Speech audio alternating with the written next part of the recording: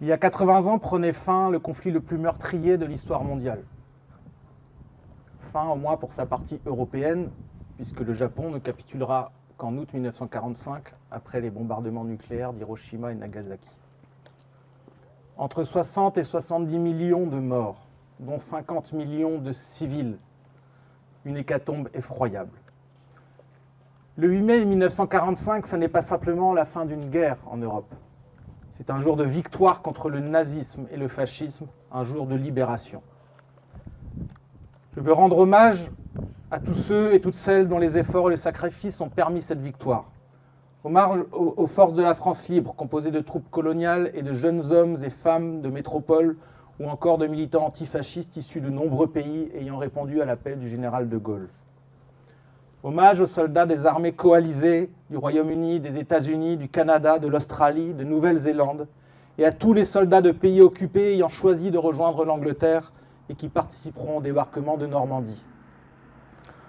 Hommage, ne l'oublions pas au prétexte que l'histoire a éloigné la France de la Russie, aux combattants de l'Union soviétique qui a apporté la contribution la plus décisive. Les 20 à 25 millions de morts militaires et civils soviétiques, la victoire de l'armée rouge à Stalingrad qui va saigner l'armée nazie, ont rendu possible le débarquement en Normandie. À ces soldats sous uniforme s'ajoutèrent les résistants et résistantes de l'intérieur ayant contribué de manière décisive à la libération, souvent au prix de leur vie. Monsieur le maire a cité les plus connus d'entre eux, Jean Moulin, Missak et Méliné Manoukian. Vous n'aurez aussi pu citer Pierre Brossolette.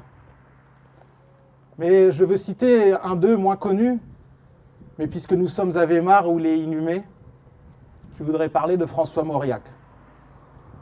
François Mauriac est un bel exemple d'insoumission, parce que rien ne le prédisposait à se ranger aux côtés de la résistance. C'était un grand bourgeois conservateur, ce qui n'est pas une insulte, mais comme beaucoup de ses semblables, il aurait pu choisir la collaboration avec l'ennemi et le pétainisme. Mais il avait des yeux pour voir, une conscience, le sens de sa responsabilité et de la patrie.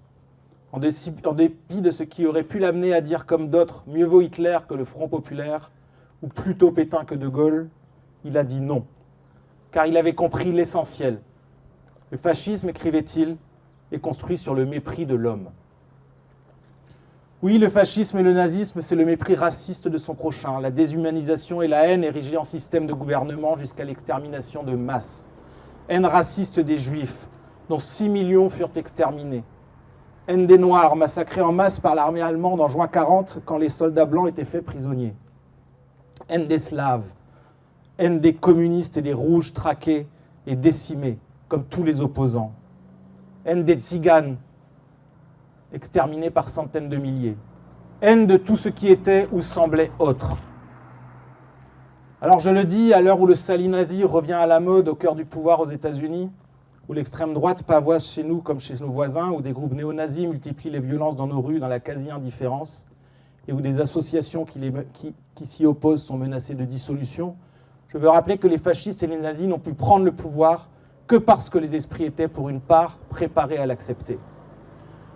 Parce que les puissants du moment les avaient considérés comme des forces légitimes contre la gauche. Parce que le sens des mots avait été détourné et l'opinion publique désorientée. S'opposer au fascisme, c'est aussi refuser partout le racisme, l'impérialisme et parfois le retour du vieux fond colonial. Parce que n'oublions pas que le 8 mai 1945, c'est aussi le jour du massacre de Sétif qui a fait des milliers de morts en Algérie, au nom d'une certaine France, et certainement pas au nom du peuple français. N'oublions pas que les Alliés n'ont pas su, en 1945, reconnaître aux colonies la liberté qu'ils avaient reconquise pour eux-mêmes, et dans le cas de la France, avec l'aide des soldats issus des colonies. Et que les indépendances n'arriveront souvent qu'au terme de guerres absurdes et atroces dans lesquelles des centaines de milliers de personnes perdront la vie de part et d'autre. Nos sociétés n'ont pas fini de solder cet héritage empoisonné. Il suffit pour cela de voir le quasi-silence médiatique face au traitement réservé aux habitants de Gaza, qui, au moment où nous parlons, sont victimes d'une guerre qualifiée de génocidaire par la Cour internationale de justice et d'un nettoyage ethnique assumé par un gouvernement d'extrême droite. Le silence coupable de la communauté internationale est une honte de l'humanité. Les hommes et les femmes qui, notamment en Israël, dénoncent les agissements de ce gouvernement sont l'honneur de l'humanité. Pensons aussi à la guerre de la Russie contre l'Ukraine, à la guerre civile au Soudan, à celle menée par le Rwanda contre la République démocratique du Congo. Au moment où nous parlons, l'Inde et le Pakistan, deux immenses pays, sont au bord de la guerre pour contrôler les immenses réserves en eau du Cachemire, et j'en passe. Le pape François parlait au sujet de l'état actuel du monde de guerre coloniale par morceaux. Constat lucide malheureusement. Le souvenir du 8 mai 1945 doit donc nous inciter à toujours et encore recommencer le combat pour la paix. Ce combat pour la paix passe aussi par la remise en cause d'un modèle économique érigeant l'exploitation des travailleurs et de la planète en système. La compétition de tous contre tous en idéal. Oui, Jean Jaurès avait raison de dire que le capitalisme porte en lui la guerre comme la nuée porte l'orage. Ceux qui, tout en résistant aux nazis, rédigèrent au milieu des ténèbres le programme du Conseil national de la résistance le savaient mieux que personne. Des communistes de gaullistes, tous avaient alors compris par-delà leurs désaccords que l'urgence était à la solidarité nationale. En mettant en place la sécurité sociale et la retraite par la répartition, en prévoyant pour l'après-guerre l'instauration d'une véritable démocratie économique et sociale, en exigeant que la presse soit indépendante des forces de l'argent, ils jetaient les bases d'un nouvel ordre où coopération et régulation devaient favoriser la paix civile. C'est le même idéal de coopération et de paix qui a inspiré la création au même moment de l'Organisation des Nations Unies, garante de la Charte universelle des droits de l'homme. Organiser le système international à travers des règles communes, telle était l'inspiration. Oui, l'effondrement de ce système de sécurité collective conçu après la Seconde Guerre mondiale est une menace réelle, mais ce n'est pas une fatalité. Alors oui, toujours, nous devons recommencer le combat pour la paix.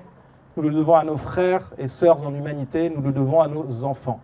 Je vous remercie.